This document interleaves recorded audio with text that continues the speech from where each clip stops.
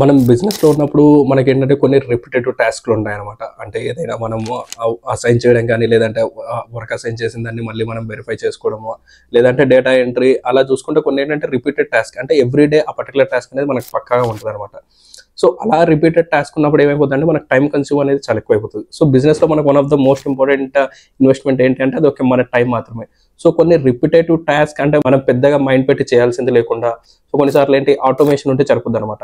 So, అలాంటి works ఏవైతే ఉన్నాయో దాన్ని ఫస్ట్ మనం ఐడెంటిఫై చేసుకొని మార్కెట్‌లో అలాంటి వాటికి చాలా సాఫ్ట్‌వేర్స్ ఉన్నాయి. అండ్ టెక్నాలజీ మీద కూడా మనం కొద్దిగా ఇన్వెస్ట్ చేయాలి. అంటే ఇందాక నేను చెప్పినట్టుగా సో, ఏదైతే మన రెగ్యులర్ డేటా ఎంట్రీ ఉందో, లేదు అంటే మన డైలీ క్యాలెండర్ షెడ్యూల్ చేసుకోవడం గానీ, లేదంటే మన టాస్క్ ఆటోమేషన్ గానీ, వర్క్ ఫ్లోస్ క్రియేట్ చేసుకొని ఆ యొక్క సాఫ్ట్‌వేర్స్ యూజ్ చేస్తూ మనం ఏదైతే టైమ్ కటింగ్ అనేది చేసుకోగలిగితే ఆ యొక్క పొటెన్షియల్ టైమ్ మనం వేరే దానిపైన ఇన్వెస్ట్ చేస్తే సక్సెస్ ఫ్యాక్టర్ ఏదైతే ఉందో అది చాలా ఫాస్ట్‌గా బూస్ట్ అవుద్దనమాట.